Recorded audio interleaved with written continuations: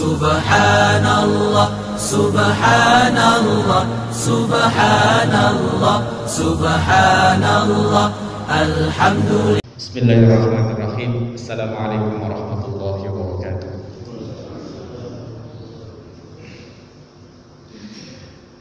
Innal hamdalillah nahmaduhu wa nasta'inuhu wa nastaghfiruh wa na'udzu billahi min shururi anfusina wa sayyiati a'malina.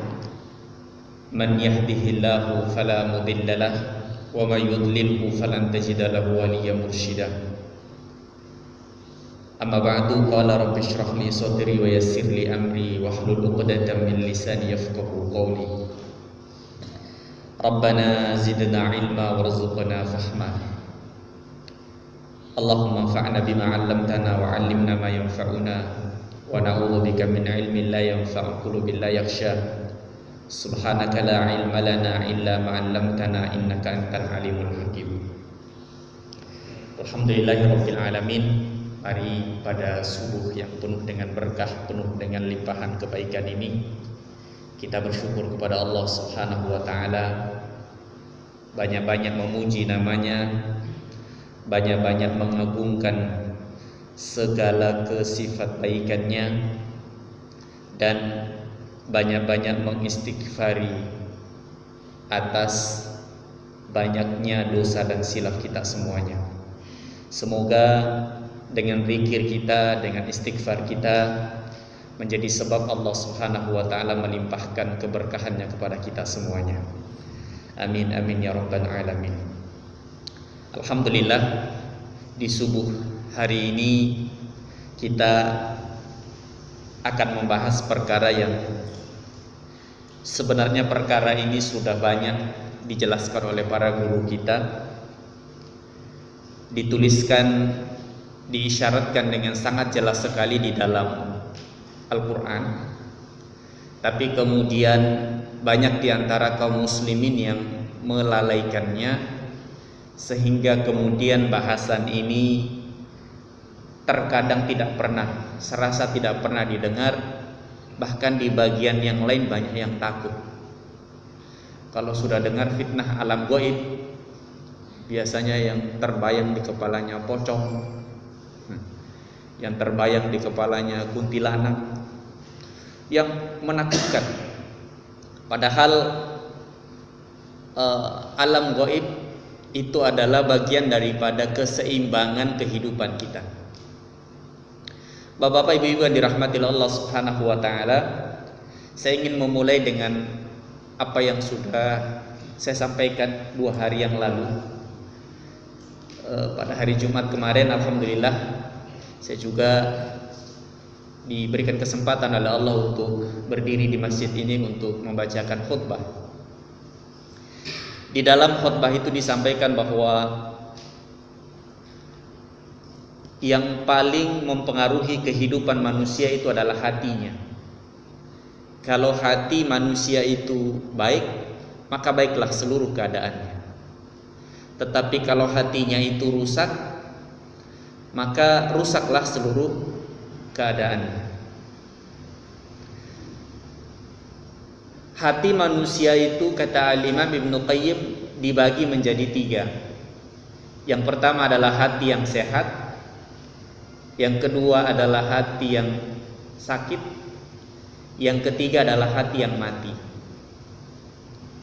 Hati yang sehat adalah hati yang seperti digambarkan oleh Allah, alladzina yadhkurunallaha qiyaman wa qu'udan wa 'ala junubihim wa yatafakkaruna fi khalqis samawati wal ard.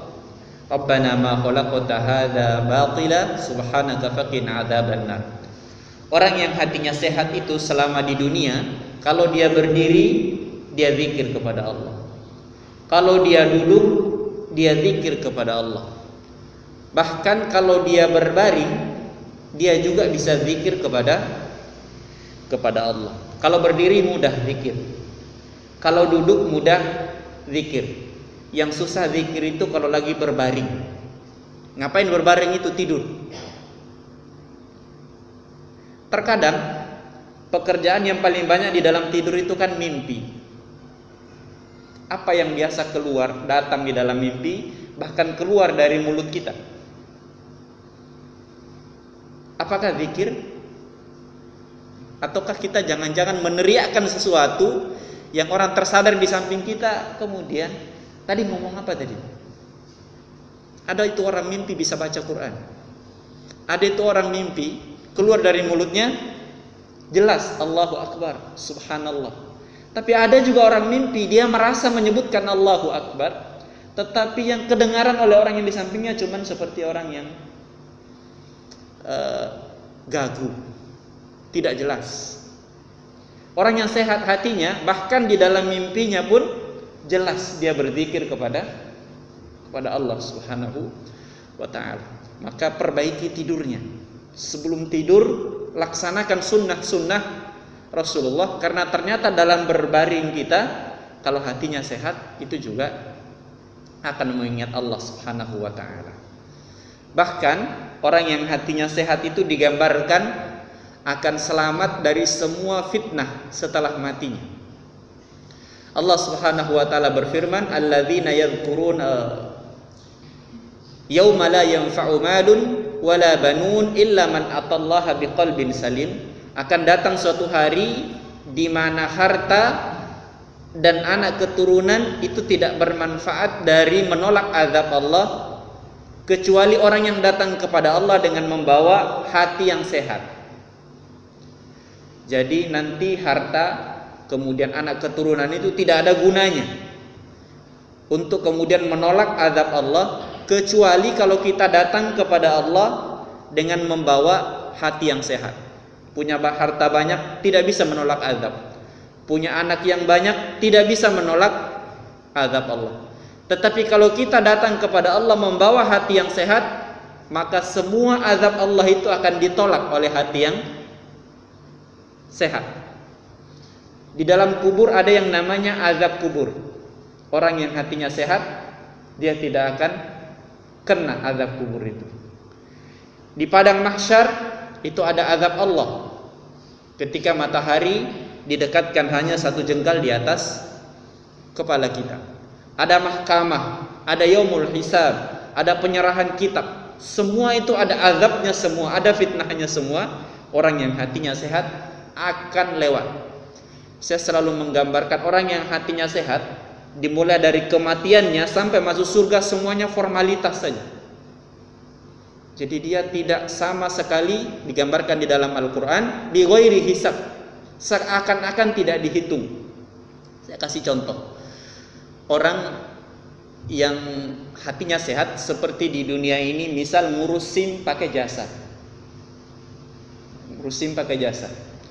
Jadi ada yang ngurus SIM jujur gitu, dia ngikuti semua prosedurnya. Ada yang pakai jasa. Orang yang lurus saja maka dia akan serius mengikuti tes tulisnya, mengikuti tes prakteknya. Gagal, ulangi lagi. Tapi kalau orang pakai jasa, itu formalitas saja. Dia juga masuk ke ruang ujian, dia nulis. Dia akan menjawab pertanyaan. Bahkan dia juga akan ikut ujian praktek. Tetapi ujian itu tidak berarti sama sekali, karena dia sudah pasti lulus. Orang yang hatinya sehat ketika kembali kepada Allah Subhanahu wa taala, semua langkah-langkah, semua tahap-tahap itu hanya akan menjadi formalitas baginya. Ini yang pertama, hati manusia. Mudah-mudahan kita semua ini hatinya sehat. Amin. Tapi kata Al-Imam Ibnu Qayyim, tingkatan hati yang pertama ini adalah miliknya para wali, miliknya para kekasih Allah Subhanahu wa ta'ala. Berat ya, kita bisa ingat Allah waktu berdiri tapi duduk enggak. Ada yang duduk ingat Allah tapi waktu berdiri ingat yang lain. Yang kedua adalah hati yang sakit. Apa hati yang sakit itu? Hati yang sakit itu adalah hati di mana isinya ada dua. Ada iman, ada juga maksiat. Dia senang ibadah tapi senang juga maksiat. Senang baca sholawat, tapi senang juga nyolawatin orang lain. Nyolawatin orang lain itu maksudnya ngegosipin. Ya, kalau sholawat itu sholawat Nabi, bukan sholawat orang lain. Jadi salawatnya kuat, tapi kalau ngomongin orang juga kuat. Dia senang kalau kemudian menolong orang lain, tapi di saat bersamaan senang juga ngejahilin orang lain. Ini adalah hati yang sakit. Kalau di dalam diri kita ada dua kepribadian, itu disebut sakit. Namanya sakit jiwa. Jadi suka senyum di depan, tapi kalau di belakang kemudian luar biasa ngerebutnya. Jadi ada orang yang dikenal baik, tetapi ternyata di belakang dia merencanakan kejahatan. Biasanya kita mengenal dengan psiko, orang yang sakit jiwa. Kalau di dalam diri kita ini ada dua kepribadian, biasanya menurut para ahli disebut sakit. Kata Rasulullah, tidak mungkin bergabung di dalam diri seseorang muslim itu iman dan kekikiran. Kalau ada iman tidak mungkin kikir.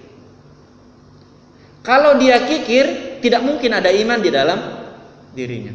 Tapi kalau dua-duanya ada, kadang ada imannya, tapi terkadang juga muncul kikirnya, maka inilah yang disebut dengan hati yang sakit. Kata Al-Imam Ibnu Qayyim Al-Jauzi, hati sebagian besar umat manusia itu masuk dalam golongan yang kedua, yaitu hati yang sakit.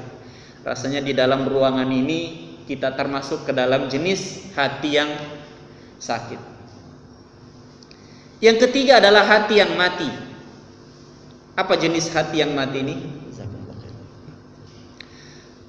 Jenis hati yang mati adalah seperti yang Allah gambarkan, innal ladzina kafaru sawa'un 'alaihim a'andzartahum am lam tunzirhum la yu'minun. Mau dibilangin atau tidak dibilangin sama saja. Ada azan, tidak ada azan, tidak sholat juga. Dia disuruh atau tidak disuruh tetap tidak berangkat. Tetangganya sudah banyak yang meninggal, temannya sudah banyak yang meninggal, tetapi tidak ada iman yang bertambah. Sudah setiap tahun merayakan ulang tahun, umurnya bertambah, tetapi amalnya tidak juga bertambah. Ini milik orang-orang yang hatinya sudah mati. Tidak berguna peringatan dari Allah Subhanahu wa ta'ala. Karenanya kemudian hati ini dimiliki oleh orang yang kafir.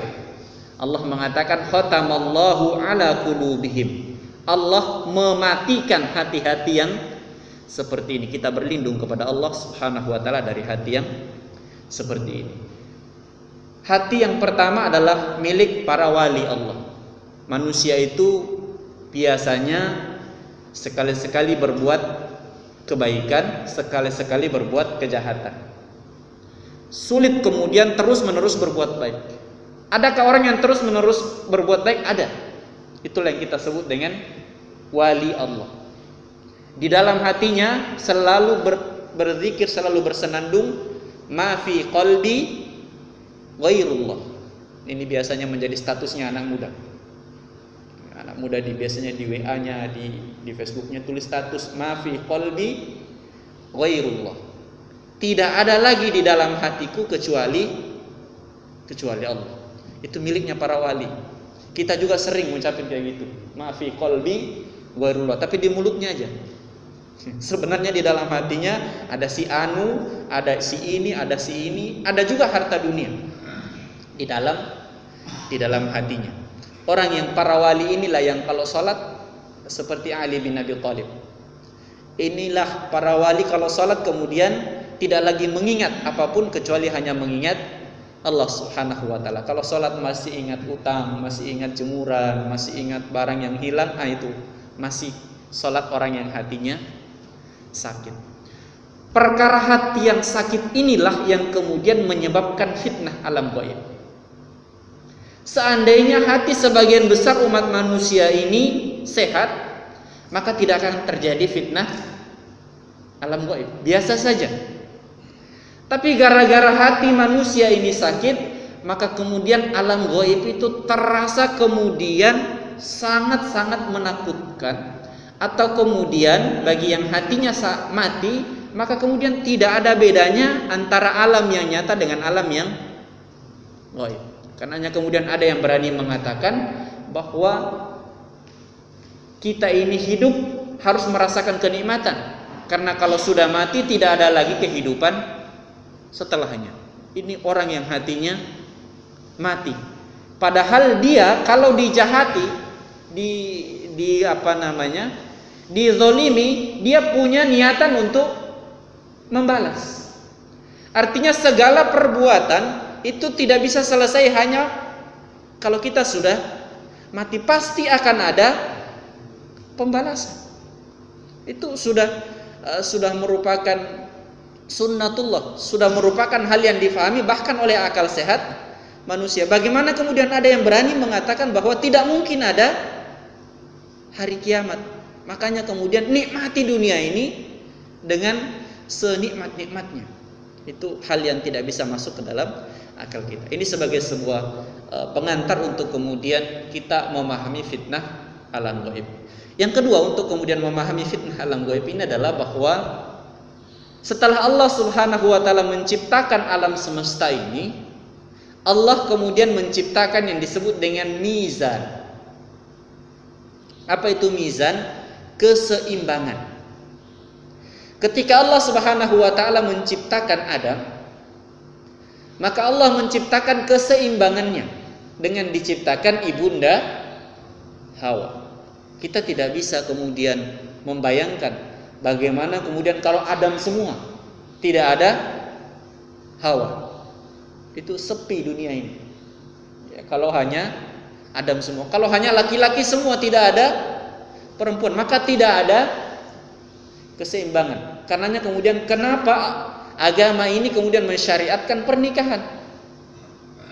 Karena kemudian pernikahan itulah yang menyeimbangkan. Coba kita lihat yang kita doakan di dalam pernikahan. Jadi pernikahan itu kan 3 yang didoakan: sakinah, mawaddah, warahmah. Ini adalah 3 tingkatan gradasi cinta di dalam rumah tangga. Mudah-mudahan kita semua ini bergerak di 3 ini, tidak keluar.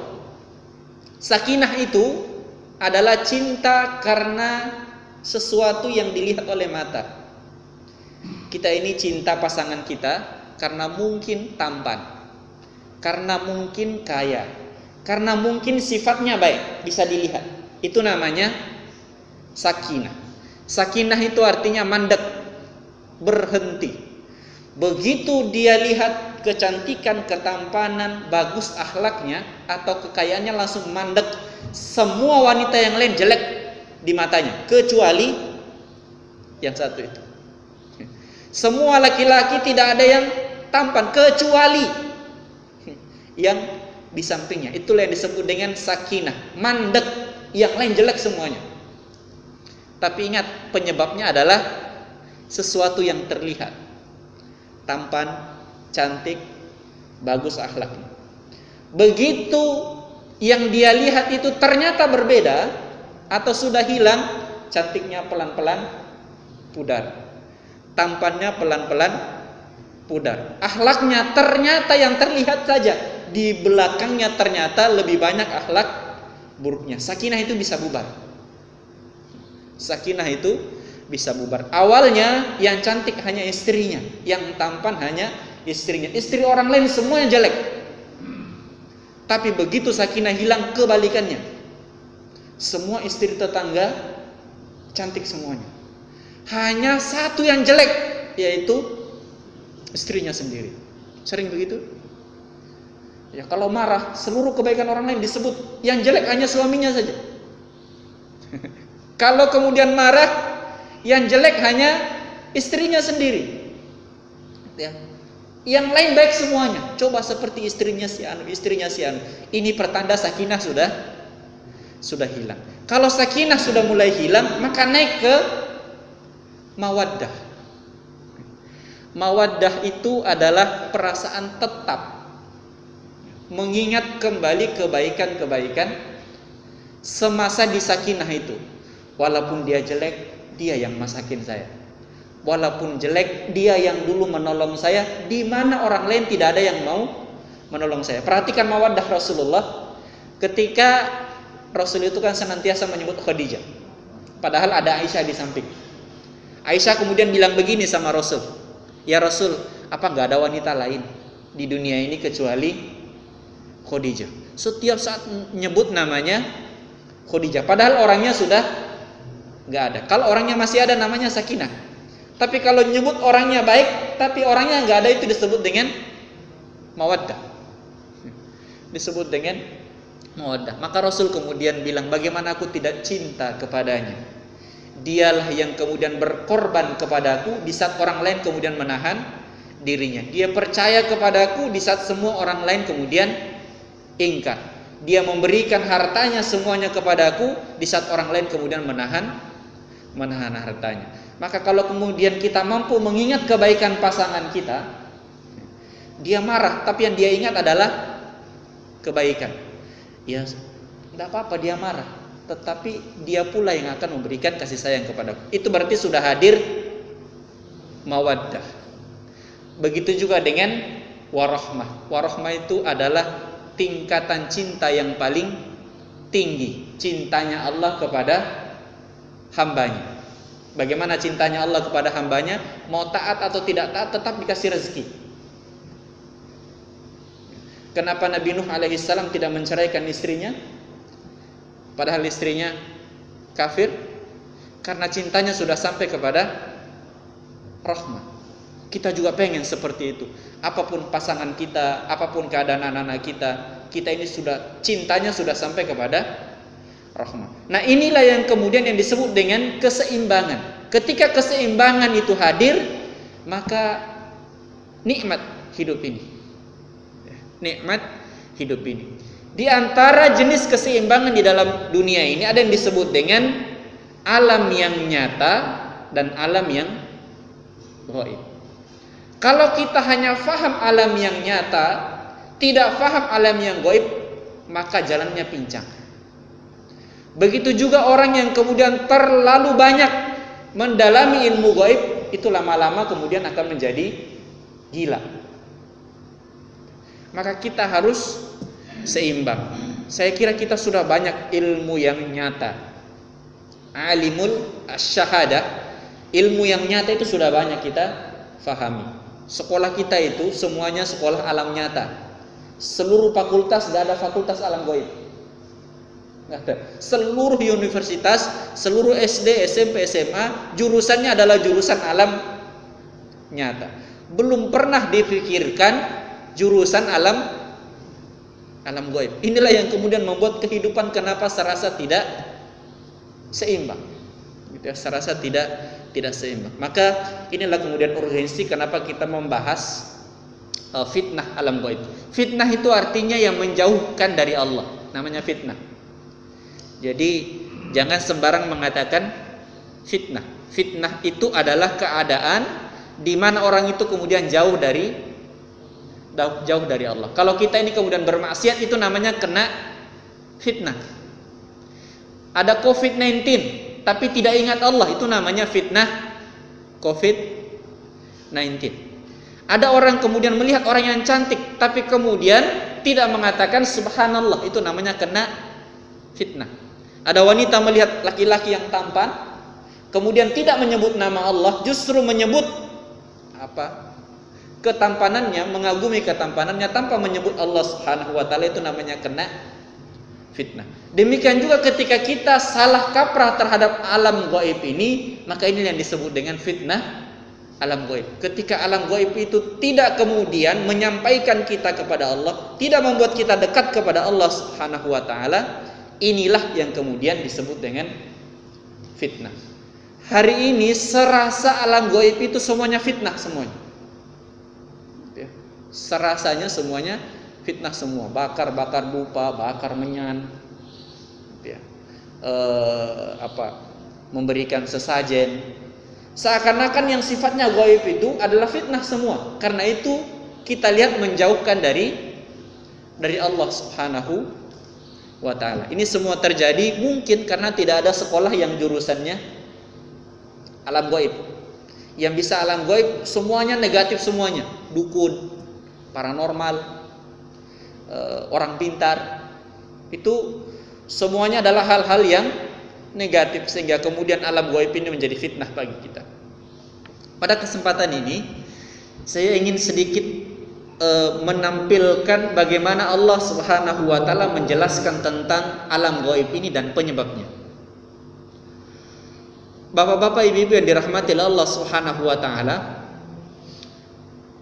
suatu saat pernah Rasulullah sallallahu alaihi wasallam memang betul-betul disetting oleh Allah Subhanahu wa taala untuk kena peristiwa gaib ini. Nabi itu kan maksum. Nabi itu dijaga. Bukan hanya dijaga hatinya, tetapi juga dijaga fisiknya. Pernah Rasulullah mau hadir di pasar malam, pasar rakyat begitu, pasar malam, untuk senang-senang. Begitu mau berangkat ketiduran, tidak jadi. Jadi bangun, acara sudah selesai. Kata Rasul, gak apa-apa malam ini, besok malam masih bisa. Besok malam ketiduran juga sampai 3 malam berturut-turut. Rasul kemudian mengatakan, aku tidak diberikan izin oleh Allah. Itu luar biasa. Rasul dijaga fisiknya, termasuk dijaga hatinya. Dijaga hatinya dari kecenderungan yang banyak kepada dunia.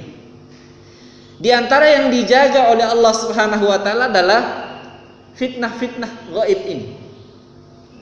Fitnah gaib ini. Tapi pernah suatu keadaan memang Rasul sallallahu alaihi wasallam disetting, lantas kemudian diturunkan ayatnya agar menjadi pelajaran bagi kita semuanya.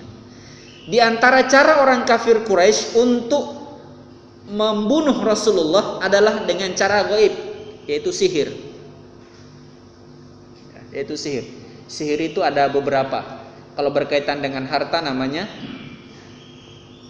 ngepet. Kalau berkaitan dengan fisik mau dibunuh namanya santet. Kalau berkaitan dengan cinta, mau diambil cintanya namanya pelet. Itu semuanya adalah fitnah-fitnah alam gaib. Santet, pelet, semuanya adalah fitnah-fitnah alam gaib. Dan semua ini sudah berkali-kali diberikan kepada Rasulullah, tidak mempan. Tapi pernah satu keadaan di mana hampir terjadi, dan ini diceritakan dengan sangat baik di dalam Al-Quran dan beberapa hadis. Ada seorang penyihir yang bernama Labib bin Asam. Labib bin Asam ini satu keluarga itu penyihir semuanya. Keluarga penyihir. Bahkan putrinya, ini putrinya digambarkan dalam Al-Quran, itu lebih pintar, lebih sakti daripada bapaknya sendiri. Jadi dia bisa membuat anaknya lebih sakti, kedukunannya, ya, sihirnya lebih tinggi daripada bapaknya sendiri. Labib bin Asam kemudian mengatakan, saya bisa menyihir Rasulullah asalkan ada bagian dari tubuhnya yang diserahkan kepada saya. Maka didapat rambut Rasulullah, yang rambut itu tidak langsung dicabut, tetapi tertinggal disisir. Ini saya pelan-pelan karena ini adalah fitnah. Kita ini kalau nyisir, terutama ibu-ibu, rambutnya tidak diperhatikan kalau tertinggal. Ini bahaya. Bahaya kalau kemudian kita tidak memiliki pemahaman. Diambil, lantas kemudian diserahkan kepada Labib bin Asam. Rambut inilah yang kemudian dijadikan sarana untuk kemudian dimulai sihir. Caranya gimana? Ini terlihat oleh Rasulullah dengan jelas di dalam mimpi. Karenanya kemudian hati-hati dengan mimpi, karena mimpi itu adalah salah satu jalur sihir. Makanya sebelum kita tidur, apa yang kita doakan pada mimpi kita? Ya Allah, pertemukan aku dengan Rasulullah. Itu mimpi kita. Pengen kita bermimpi bertemu dengan Rasulullah SAW. Kalau kita tidak pengen bermimpi seperti itu, maka yang akan datang adalah jalur sihir. Di antara jalur sihir, jalur fitnah gaib itu adalah mimpi. Karenanya kemudian ada doa sebelum tidur, wudu, kemudian ada zikir-zikir tertentu, bahkan kemudian sebelum tidur disunnahkan untuk salat 2 rakaat salat sunnah. Itu semua adalah usaha-usaha kita agar terhindar dari fitnah gaib itu. Di dalam tidur Rasulullah Sallallahu Alaihi Wasallam bermimpi. Labib bin Asam ini rambut Rasulullah kemudian dirangkai di boneka, yang boneka ini adalah boneka sihir. Namanya Bapak dijawab, Pak. Boneka sihir. Di sana di Afrika namanya pudu. Apa pudu? Pudu. Di sana. Memang Afrika adalah tempat sihir karena memang keburukan pertama kali diturunkan di wilayah ini. Di wilayah ini. Dirangkai di boneka khusus sihir. Bagaimana cara merangkainya? Jadi boneka itu ditusuk 11 jarum. Hati-hati dengan angka ini. Jangan juga buta dengan angka-angka. Ada angka 7, ada angka 3, ada angka 4, ada angka 11. Itu semua adalah fitnah alam gaib. Ada kemudian sejarahnya. Ada juga kemudian obatnya.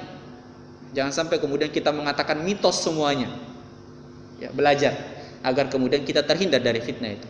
Ada 11 jarum, rambut itu kemudian dirangkai di 11 jarum itu. Setelah kemudian dirangkai, ditempel di kembang mayang kurma jantan.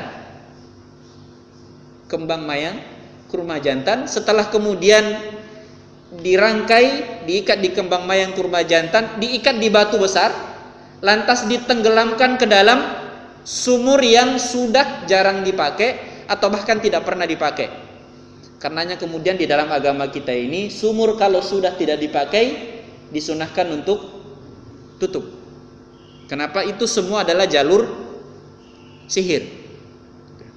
Jalur sihir. Ditenggelamkan ke dalam. Rasul Sallallahu Alaihi Wasallam ketika bangun, badannya kemudian tidak seperti biasa, seperti orang yang kelelahan. Harusnya tidur itu kan bangun dalam keadaan segar. Kalau kita bangun tiba-tiba kecapean seperti orang habis macul, hati-hati. Jangan-jangan kita ini di dalam tidur kita terkena jalur sihir. Ini sudah dipraktekkan dan sudah diuji coba. Kalau orang kemudian tidur dengan menggunakan sunnah, dengan menggunakan sunnah, maka dia pasti akan bangun sebelum subuh. Yang pertama, sebelum subuh, lantas kemudian dia bangun dalam keadaan segar bugar. Lantas kemudian setelah itu dia tidak akan tidur lagi. Ini diuji coba di dalam sunnah untuk kemudian memastikan bahwa betul-betul fitnah gaib itu, fitnah alam gaib itu bisa datang melalui mimpi kita. Maka ketika Rasul Shallallahu Alaihi Wasallam bangun, dia kemudian memanggil, kalau bukan Zaid bin Haritsah, Anas bin Malik. Kamu cari benda ini, kamu cari di sumur, dicari dan kemudian didapat benda itu, benda sihir. Lantas kemudian Rasul Sallallahu Alaihi Wasallam menghancurkan barang itu dengan cara mencabut buhulnya atau mencabut pasaknya, yaitu jarum. Setiap satu jarum dicabut, Rasul Sallallahu Alaihi Wasallam membaca satu ayat. Berarti karena ada 11 jarum, ada 11 ayat yang dibaca. Apa 11 ayat itu? Allah Subhanahu wa taala menurunkan 2 surah sekaligus, yang jumlah ayat daripada 2 surah itu adalah 11. Jadi 2 surah tetapi jumlah ayatnya ada 11, yaitu yang kita kenal dengan surah Al-Mu'awwidzatain. Surah perlindungan. Jadi kalau dibaca insya Allah akan dilindungi. Dilindungi dari mana? Dari fitnah alam gaib, yaitu Quran surah Al-Falaq dan Quran surah An-Nas. 2 surah ini aneh. Kenapa aneh? Di Quran surah Al-Falaq muji Allah 1 kali, mintanya 4. Tapi di surah An-Nas muji Allah 3 kali, tapi mintanya cuman 1. Itu aneh. Harusnya kan kalau pengen banyak, gitu ya, pengen banyak, mujinya banyak, mintanya juga banyak. Mujinya 1, mintanya ya 1. Saya kira itu sudah lumrah. Bapak-bapak kalau pengen sesuatu kepada istrinya, kalau pengennya 1 ya mujinya juga 1. Tapi kalau pengennya banyak, nah itu biasanya mujinya banyak. Begitu juga dengan istri kepada suami, begitu juga dengan orang tua kepada anak. Tapi 2 surah ini aneh. Surah Al-Falaq itu hanya kemudian menyebut nama Allah 1, tapi kemudian permintaannya banyak. Di dalam Quran surah An-Nas memuji Allah beberapa kali, tapi mintanya cuman 1. Inilah yang disebut dengan usaha untuk kemudian menghindari yang gaib itu. Bahwa yang gaib itu adalah hal yang spesial, maka mintanya juga, perlindungannya juga, polanya adalah sesuatu yang spesial. Dalam kesempatan ini secara khusus tentang sihir, itu yang berbicara adalah surah Al-Falaq. Tapi secara khusus berbicara tentang penyebab internal daripada sihir itu adalah surah An-Nas. Pada kesempatan ini secara khusus kita berbicara tentang penyebab eksternal, penyebab dari luar kita ini kemudian terkena sihir.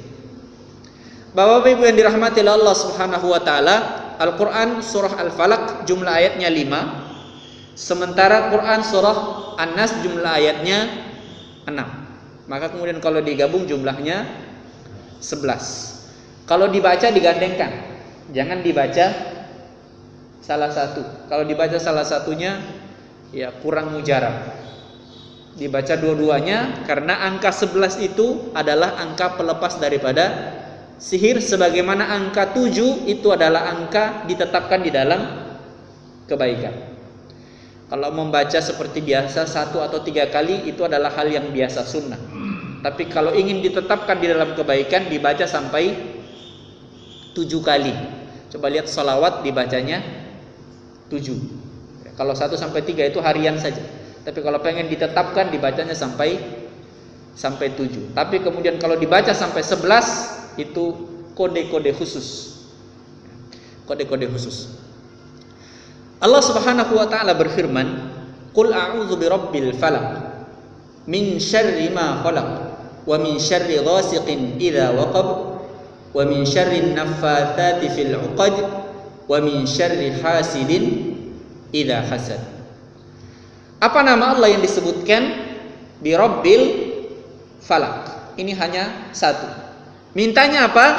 Yang pertama, min syarri ma khalaq.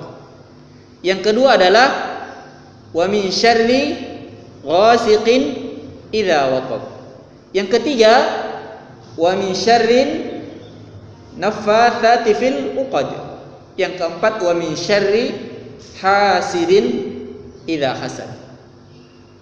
Mari kita melihat nama Allah Subhanahu wa taala yang disebutkan.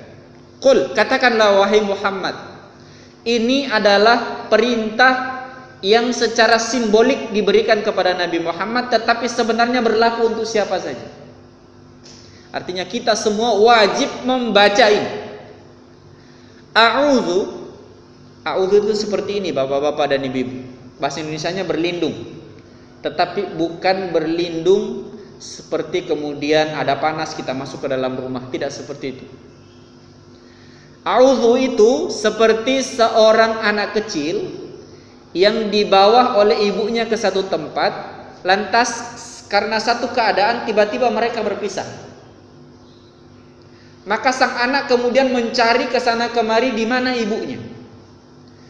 Dan ketika dia bertemu dengan ibunya, coba perhatikan apa yang dilakukan oleh anak kecil itu. Dia akan datang kepada ibunya, dia akan pegang tangan ibunya dengan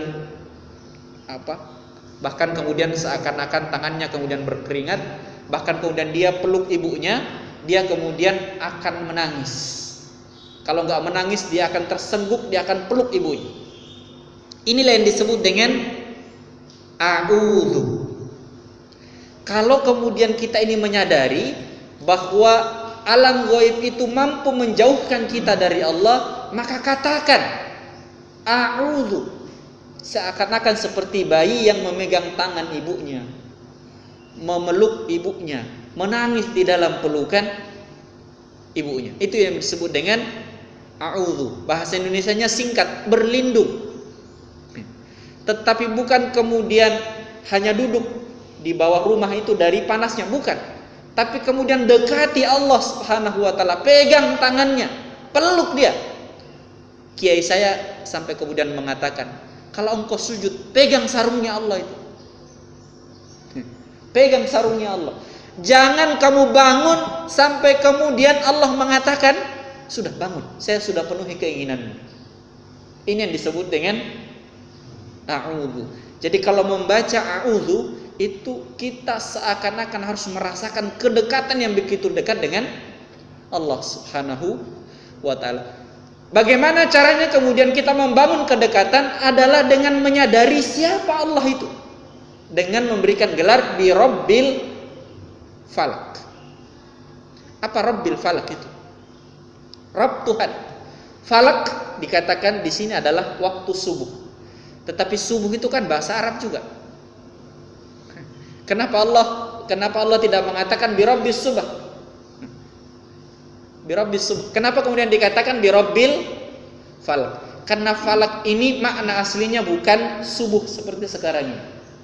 Tetapi makna aslinya ada beberapa. Yang pertama maknanya adalah sesuatu yang terbelah. Kenapa disebut subuh? Karena subuh itulah yang membelah antara malam dan siang. Makna yang lain daripada falak itu adalah seluruh manusia, seluruh makhluk itu namanya falak. Karenanya seluruh makhluk proses lahirnya dengan membelah. Manusia itu paling jelas membelahnya. Kalau ada ibu-ibu mau melahirkan, biasanya dokter ditanya, "Dok, sudah bukaan berapa? Sudah belahan berapa?" Kenapa kita ini masuk ke dalam falak, sesuatu yang terbelah. Biji-bijian kalau mau tumbuh dia kemudian terbelah. Semuanya, bahkan yang tidak punya pasangan, artinya dia satu, tetapi dia bisa membuahi dirinya sendiri, maka dia kemudian berkembang dengan cara membelah. Jadi kenapa kemudian kita merasa pengen dekat sekali? A'udzu, karena yang kita dekati itu adalah yang menciptakan semuanya. Yang menciptakan semuanya. Makna yang lain falak ini adalah tempat kembali orang-orang yang gagal di dalam sihir, dalam alam gaib, yang kena fitnah alam gaib. Orang yang ikut di dalam bisnis gelap alam gaib ini, maka nanti di akhirat Allah akan menyiapkan tempat yang disebut dengan falak. Apa falak itu? Falak itu adalah lubang di dasar neraka paling bawah. Jadi neraka paling bawah, paling dasar, itu masih ada lubang di dalam. Yang neraka ini diciptakan selama 3000 tahun. Pada 1000 tahun pertama, warna nerakanya itu berubah menjadi merah. Yang kedua, tahun 1000 tahun kedua, nerakanya berubah menjadi putih. Jadi sesuatu itu kalau dibakar berubah menjadi merah. Lama-lama dia kemudian berubah menjadi putih. Pada 1000 tahun yang ketiga, neraka itu tidak lagi kemudian warnanya putih, tapi berubah menjadi hitam. Jadi api, kalau masih merah belum ada apa-apanya. Tapi kalau api itu sudah warnanya putih, maka itu sangat berbahaya. Apalagi kemudian apinya sudah warnanya hitam. Dan kalau berubah warnanya hitam, sulit kemudian dikenali ini api atau bukan. Nah, neraka ini berada di dasar, warnanya sudah hitam. Ketika Allah Subhanahu wa taala mau membuka neraka ini, bahkan neraka jahanam berteriak ketakutan. Luar biasa. Allah kemudian menggelar ini disebut dengan bi Rabbil Falak. Jadi kita kalau mengingat jenis falq ini, pantas kemudian kalau kita lari kepada yang memiliki neraka ini, yaitu Allah Subhanahu wa ta'ala. Maka kemudian kita mengatakan qul a'udzu birabbil falq. Jadi makna yang pertama adalah sesuatu yang terbelah, yang kedua adalah makhluk. Semuanya ini adalah ciptaan Allah Subhanahu wa ta'ala. Yang ketiga, siapa yang berani kemudian berbisnis, berurusan dengan gelapnya alam gaib ini, maka dia akan dimasukkan ke dalam falq itu. Ya, dimasukkan ke dalam falq. Begitu kemudian kita merasakan kedekatan dengan Allah, baru kita minta min syarri ma khalaq. Min syarri ma khalaq, dari kejahatan apa saja yang engkau ciptakan. Bapak-bapak, ibu-ibu yang dirahmati oleh Allah, kunci pertama agar kita lepas daripada fitnah alam gaib adalah hati-hati dengan semua ciptaan Allah, terutama ciptaan Allah yang menjadi milik kita. Tadi Rasulullah Sallallahu Alaihi Wasallam disetting oleh Allah rambutnya. Rambutnya menjadi sarana terjadinya fitnah gaib, terjadinya sihir. Karenanya kemudian semuanya diatur oleh agama. Segala sesuatu yang terlepas bukan karena kehendak kita, kalau nyukur gak apa-apa, dibuang. Tapi kalau lepas sendiri, ya, disisir atau kemudian ditarik-tarik kemudian lepas sendiri, bukan karena kesengajaan, maka rambut itu disunahkan untuk tidak dibuang, apalagi kemudian dijual. Saya lihat ada bisnis itu, bisnis membeli rambut lumayan mahal, ya, tapi rambut 1 kilo juga berapa tahun mengumpulkannya. Tapi itu ada bisnisnya, dan kemudian dirubah menjadi sanggul, ya, dirubah menjadi sanggul. Nah, rambut salah satu ciptaan Allah Subhanahu wa ta'ala, hati-hati, itu pun ada sunnahnya. Kalau mau dibuang, dikubur, ya, jangan kemudian dibuang di tempat sampah. Begitu juga dengan ada darah yang keluar dan lain sebagainya. Itu semua adalah ciptaan Allah Subhanahu wa ta'ala yang kita kemudian tidak boleh sembarang. Pesannya, kalau kita cinta kepada barang-barang kita, kepada harta kita, hati-hati, jangan terlalu cinta. Kalau kita benci kepada barang-barang, jangan terlalu benci. Kenapa? Kecintaan yang terlalu atau benci yang terlalu kepada apa yang diciptakan oleh Allah itu bisa menjadi pintu sihir. Bapak-bapak, kalau cinta istri jangan terlalu cinta. Bapak-bapak, kalau cinta anak jangan terlalu cinta. Begitu juga dengan kalau kita benci kepada orang lain, jangan terlalu benci. Kalau kita kemudian fobia, ya, fobia dengan sesuatu, ya, ada yang fobia dengan jengkol misalnya, jangan terlalu benci. Kenapa? Kalau kita terlalu benci, justru itu kemudian bisa menjadi jalur sihir. Jadi kalau terjadi sesuatu hal yang buruk yang berkaitan dengan alam gaib, jangan kemana-mana dulu.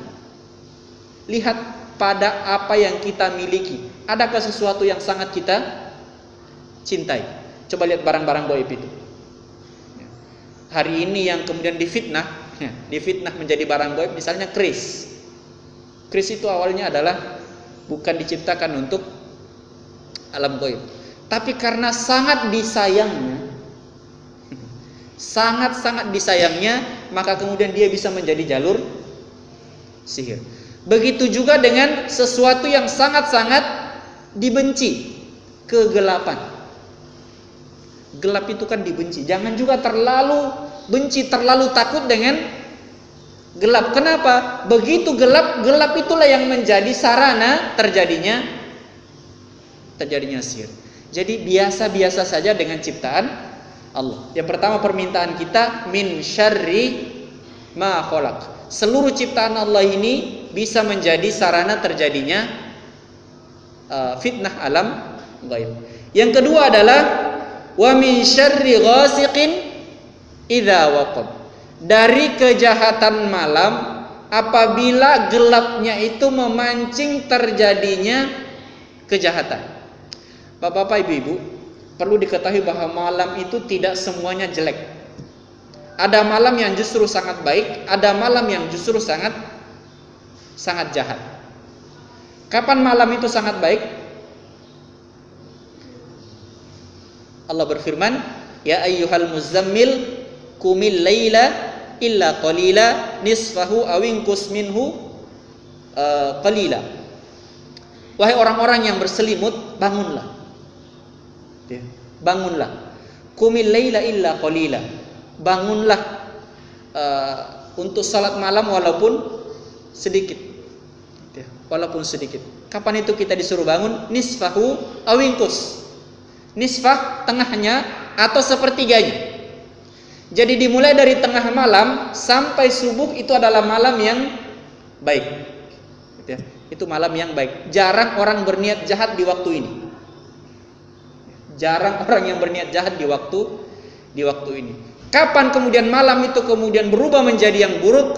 Dimulai dari setelah Isya sampai tengah malam.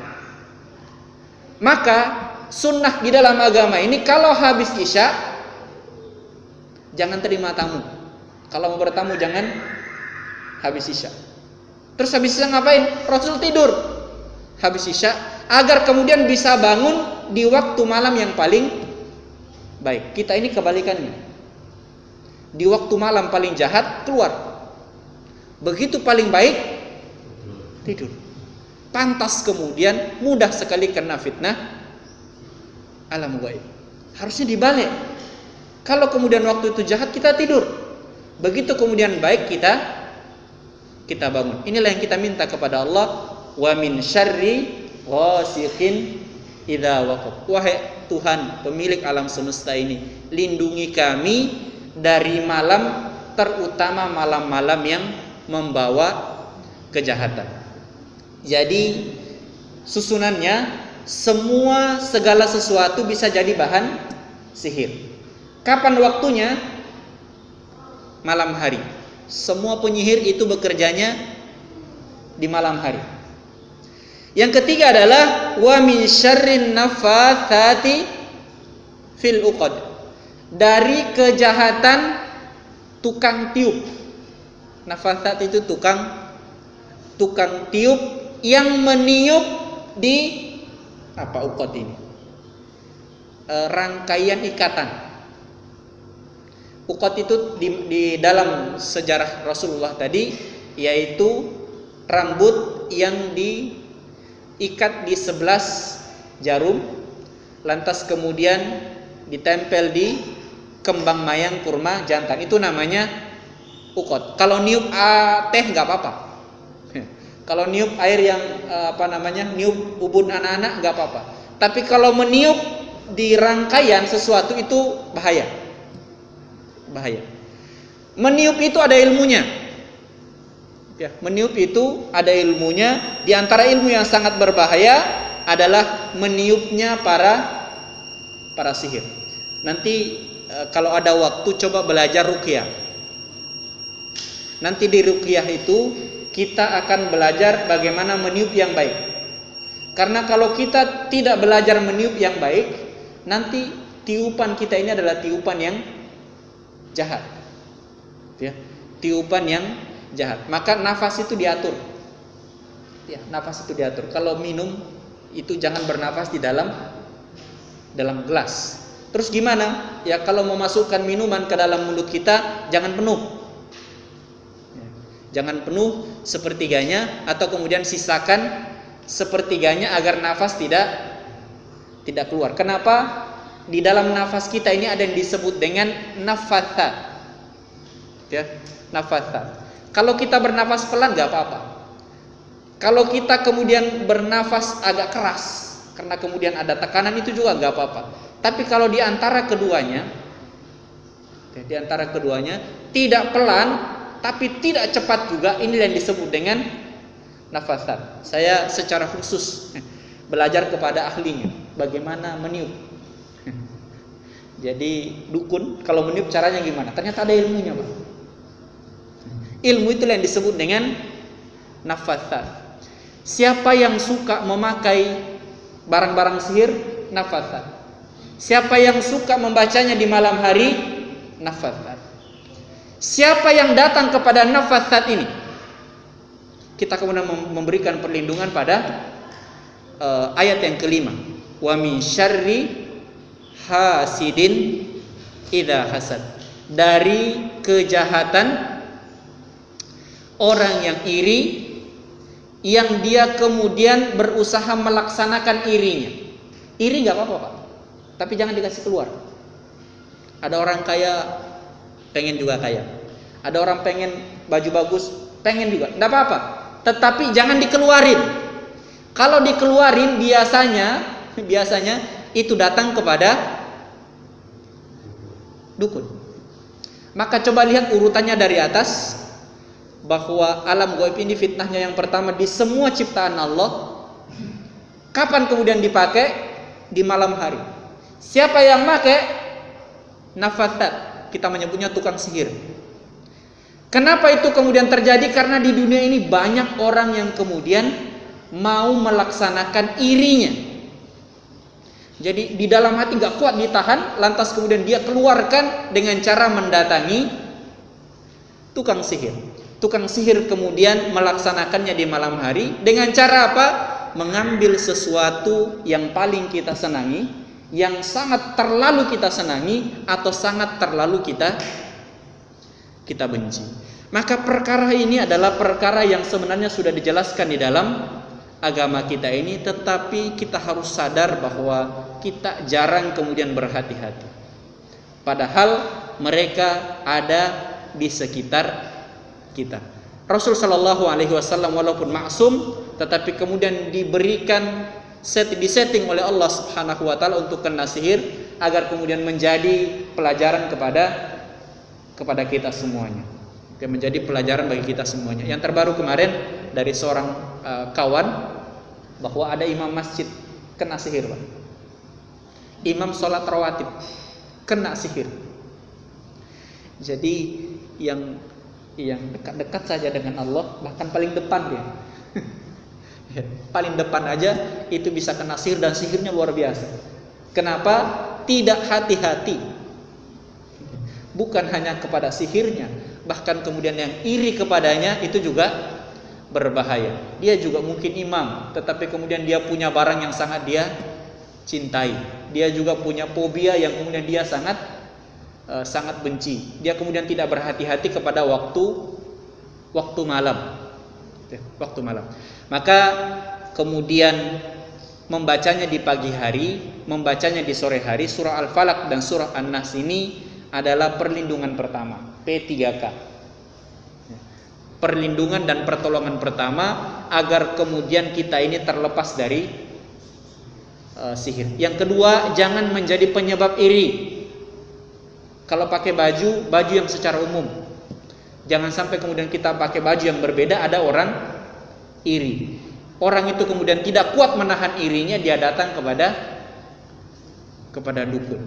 Maka iri ini adalah kuncinya, jangan membuat iri orang lain. Tapi seandainya kemudian kita sudah berusaha wajar, ada yang iri, maka kita harus berhati-hati pertama terhadap barang-barang milik kita. Yang kedua adalah di waktu malam. Mudah-mudahan pengetahuan ini menghindarkan kita dari fitnah alam gaib, terutama fitnah sihir. Ini yang bisa saya sampaikan. Saya lihat jamnya kok nggak berubah-berubah. Betul ya? Nasihirit ya, Masya Allah. Ya, ini kok jamnya nggak berubah-berubah. Ya, padahal di atas sudah bunyi. Ini yang bisa kita sampaikan. Sebenarnya masih ada surah An-Nas. Ini juga surah yang aneh. Mintanya nyebut Allah banyak, tapi mintanya cuman satu. Ya, kalau di surah Al-Falaq nyebut Allah satu, tapi mintanya banyak. Ini kemudian nyebut Allah 3, tapi kemudian mintanya cuman satu. Mudah-mudahan nanti ada waktu untuk kemudian kita menjelaskan ini sehingga sempurna pengetahuan kita terhadap fitnah alam gaib. Ada yang ingin ditanyakan? Saya memang kalau itu paham. Saya pernah baca di sebuah Facebook, nah, di mana untuk menyelesaikan permasalahan utang misalnya, itu saya baca di media sosial begitu ada yang berupaya menolong dengan rezeki gaib. Nah itu yang kita bilang gitu. Dimana di situ dia yang merasakan itu cerita, dan saya pernah hutang begini sekian juta, dan alhamdulillah katanya yang bilang setelah saya ditolong perantara ini siapa gitu, itu tahu-tahu rezeki itu ada di mas rekening saya, katanya gitu. Makanya dan alhamdulillah dengan sekian lebih dari yang juta yang punya hutang, yang punya hutang akhirnya dengan transfer rekening di rekening saya akhirnya terlunas hutang saya. Itu mau penjelasan apa itu merupakan fitnah gaib atau bagaimana? Terima kasih. Ya, Masya Allah. Jenis-jenis praktek fitnah alam gaib ini banyak sekali. Di antaranya adalah mahar gaib. Ini yang diceritakan. Jadi pengen mendapatkan harta, sejumlah harta, lantas kemudian memberikan sejumlah mahar. Ada yang di SMS itu sudah masuk. Di SMS sudah masuk, memberikan uang 1 juta, nanti kemudian akan ditransfer 10. Baik. Dan ini ada hitungannya. Dan hitungannya dijelaskan di dalam sirah, juga dijelaskan di dalam Al-Quran. Ada angka-angkanya itu, dan kemudian oleh para ahli juga sudah dijelaskan. Maka kemudian keseimbangan itu yang kemudian menjadi penting. Harta ini itu masuk di mana? Apakah masuk di syahadah, sesuatu yang nyata, atau masuk ke dalam yang gaib? Itu kemudian menjadi penting. Harta itu masuknya di syahadah. Artinya untuk mendapatkannya tidak boleh lewat jalur gaib. Ada kemudian mengatakan kalau kita sholat duha itu hartanya banyak. Bukan. Sekali-sekali jangan pernah menjual sholat duha untuk menjadi kaya. Kalau pengen bermental kaya, iya harus sholat duha. Tapi kemudian kalau pengen mendapatkan harta yang banyak, sholat duha bukan jawabannya. Terus apa jawabannya? Kerja keras. Karena harta yang banyak, jumlahnya banyak, itu harus dengan kerja yang nyata. Karena dia adalah perkara alam syahadah. Adapun mentalnya, adapun keberkahannya memang hanya bisa dijawab dengan sholat duha. Kapan-kapan panggil ahli duha itu, agar kemudian dia bisa menjelaskan apa makna daripada waktu duha. Nah, kalau kemudian sesuatu yang nyata dicari dengan sesuatu yang gaib, maka dia kemudian menjadi fitnah. Pasti mintanya gak sama Allah. Itu yang pertama. Yang kedua, dia akan pakai perantara. Kalau tidak minta sama Allah namanya kafir. Kalau dia memakai perantara namanya musyrik. Bayangkan, dua kegiatan yang sangat-sangat berbahaya, yaitu kafir dan musyrik dilakukan secara bersama. Jadi mintanya nggak sama Allah, pakai perantara pula. Maka ini termasuk ke dalam fitnah yang gaib. Kalau ingin melunasi utang, ya kerja. Kalau kemudian ingin memiliki sifat, karena memang kaya itu kan ada dua, ada bermental kaya, ada yang memang kepemilikannya juga bisa disebut dengan kaya. Seorang muslim wajib kaya mentalnya, tidak boleh miskin. Itu sudah menjadi wajib. Adapun kemudian jumlah hartanya termasuk kaya atau jumlah hartanya termasuk miskin, itu nasib. Sudah ditulis oleh Allah. Jauh sebelum kita diciptakan, jumlah harta kita itu sudah ditentukan.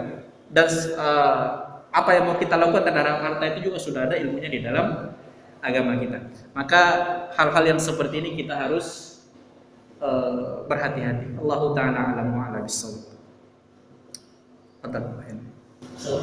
Ya. Tadi Ustaz katakan ruqyah.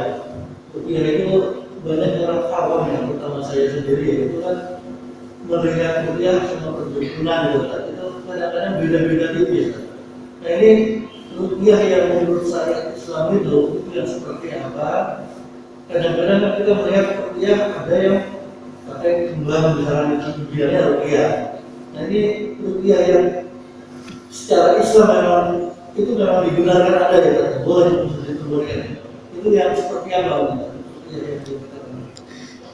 Ya, inilah yang kita sebut dengan fitnah, karena prakteknya mirip-mirip, sama-sama nyembur juga, sama-sama nafatkah tadi.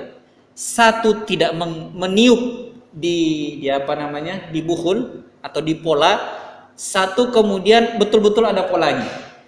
Yang salah itu kalau meniup di pola. Jadi ada apa namanya? Ada yang dia tiup.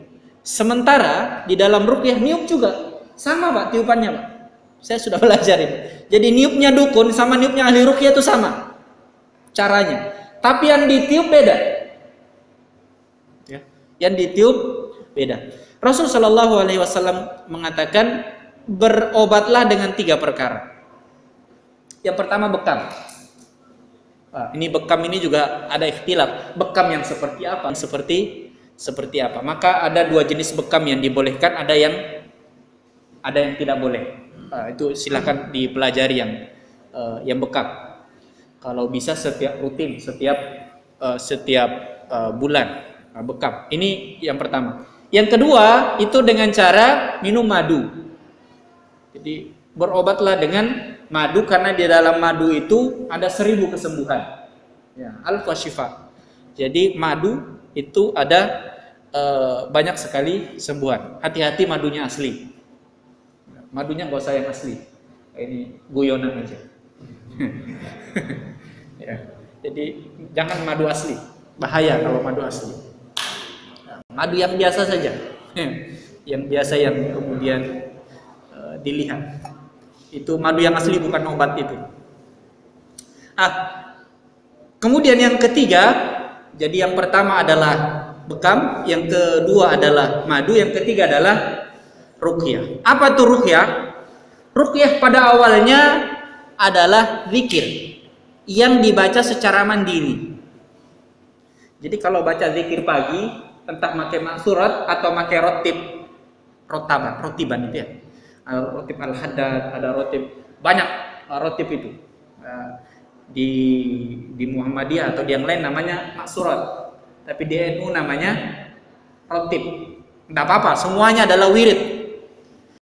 Kalau dibaca wirid itu namanya ruqyah. Ya, itu namanya ruqyah secara pribadi. Tapi terkadang kita ini banyak dosanya, sehingga bacaannya enggak mandi. Jadi memang bacaannya nggak bisa menembus dosanya, maka diperlukan orang lain. Maka sebenarnya orang lain itu ahli ruqyah, kita memanggil ahli ruqyah itu lapis kedua. Jadi sudah dipanggil beberapa tapi nggak ini juga, karena orangnya nggak melatih dirinya untuk membaca bacaan ruqyah. Ruqyah itu sebenarnya adalah ayat-ayat perlindungan. Kalau tadi sudah membaca surah Al-Falaq, surah An-Nas itu sudah ruqyah. Sudah ruqyah.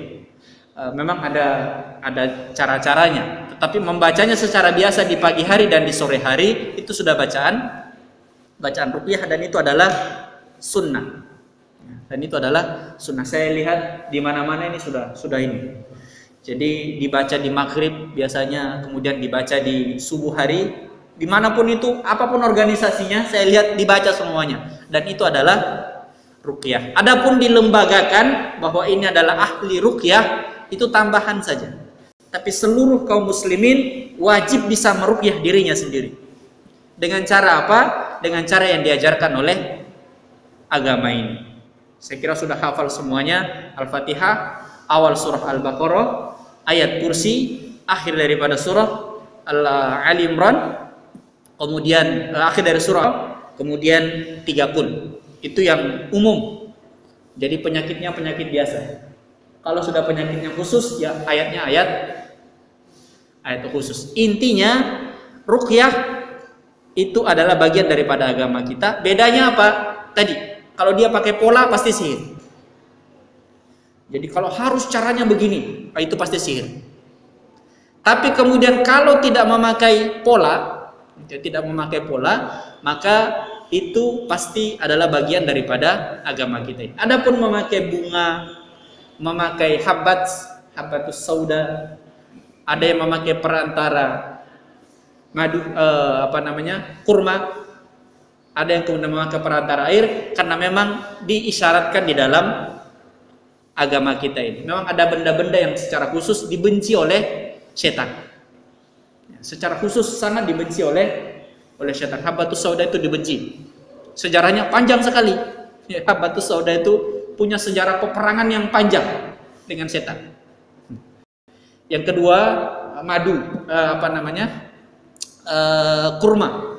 Terutama adalah kurma ajwa. Ada hadisnya itu ya.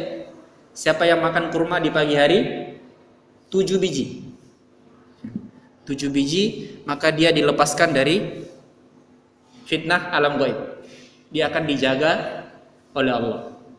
Jadi kalau makan habbatus sauda kemudian agak mual, itu ada perkara-perkara. Nah, itu barang-barangnya jelas.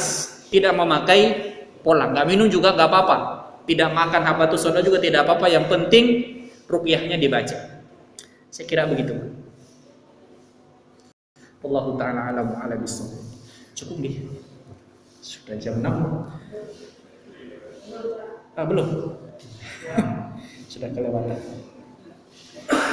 Baik, mari kita berdoa kepada Allah Subhanahu wa taala. Semoga Allah Subhanahu wa taala memberikan taufik dan hidayahnya kepada kita untuk kemudian memahami bahwa di samping kita berusaha untuk mencari sesuatu yang nyata, kita juga berhati-hati terhadap sesuatu yang gaib, sesuatu yang bisa juga akan membahayakan iman kita semuanya. A'udzubillahi minasyaitonirrajim. Bismillahirrahmanirrahim. Allahumma hamdan syakirin hamdan na'imin hamdan yu'afi ni'amahu yukafi mazidah. Ya Rabbana lakal hamdu kama yanbaghi li jalali wajhikal karim wa 'azimi sultan. Allahumma ighfir lana dhunubana wa liwalidina warhamhuma kama rabbayana shighara. Allahumma inna ala dzikrika wa syukrika wa husni ibadatik.